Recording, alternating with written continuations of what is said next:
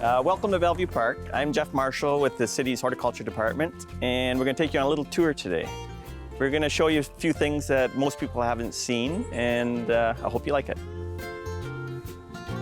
Here's a little bed we did. We had a bunch of hens and chickens left over, so we threw it all in the bed. And they're able to overwinter here, so we'll see if we can, we'll maybe take the jade plant out of the center and put something else in next year and see if it's a permanent feature or not.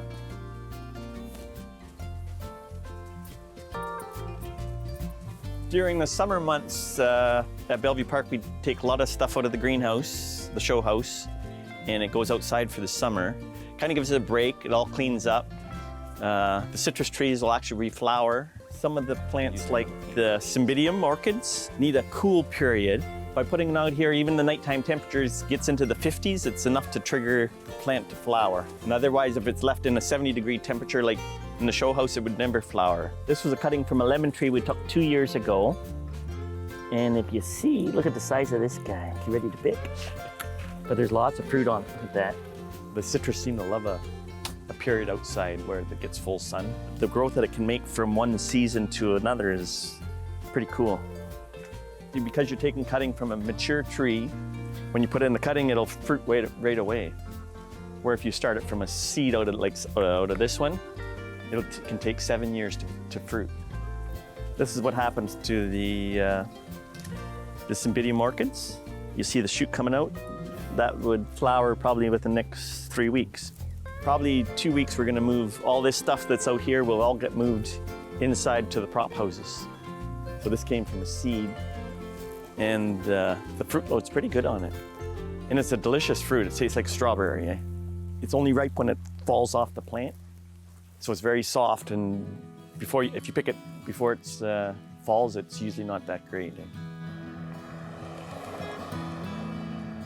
Eh? This year on Queen Street, we used our bubblegum Vista Pink petunia. And we mixed cannas and that along, and grasses along Queen Street. The flowers showed beautiful this year, but they're starting to wind down a bit. They had such a nice show early, like through July, they were beautiful, eh? So it looks like they're finishing up. We lost a lot of the trees along here, so it actually makes the flowers really pop, still look nice. You see what we've done with the underplantings of the trees that they put on Queen Street several years ago? We've changed it up so there's more flowering perennials and shrubs. It actually showed really nice. This was a planter that was done by Atomica. They planted it as a pollinator bed, and only about a month ago, so it's slow to take, but it's coming along nicely. Okay, now look at the bees in there. This pollinator bed. This was planted, maybe 5 years ago, and boy, it's really taken off. We had to find stuff that survived here. It's a little dry, and but it's a beautiful bed. In pollinator beds, we place them all throughout the Sault. Just gives the insects something to feed on. This one is anise hyssop, and nice sturdy perennial. Flowers from spring to fall, and it's a good nectar source for insects. CSD department's been working, trying to get local residents more involved in the cleanup of Jamestown, and they had all the planters, they painted all the planters. So it actually looks quite nice.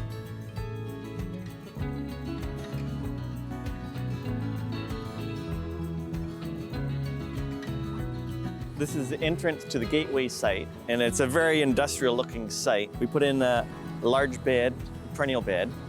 It set the corner off very nicely. It did a good job. I seen some person take a picture in that spot the other day.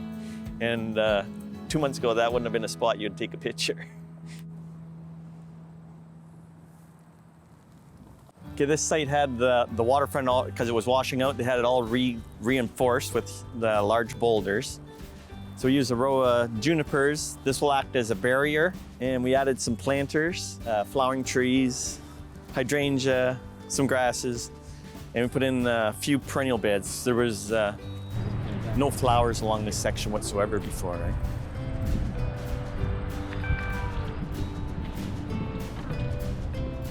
Welcome to Sault Ste. Marie's new waterfront. My supervisor, Travis Reed, and I kind of laid this out and turned out really nice. This is Zonda Bed, put in by the Zonda Club. Jennifer Migwan's planted it this year, so she did a beautiful job. Here we have some of our new beds that we've had built along here. The Sault Carpenter Shop, City Carpenter Shop laid out the design, Idolo from Carpenter Shop. They built the bed over this summer. We got all of them built. So this half is done, then the next half is being under construction right now. So for our beds, we did a mix of flowering shrubs like this hydrangea and perennials. Here we have the Sault Ste. Marie Public Libraries. It was their 125th anniversary this year. And this is the display bed we did for them. We used begonias on here because that was the first time we used them because I thought the bed would be too hot. They turned out beautiful. They look awesome.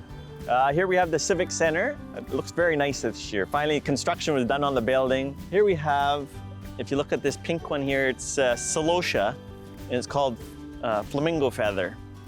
And when it's done in a group, it looks really nice. We have the Chinese silvergrass, and there's a banana tree in the center there.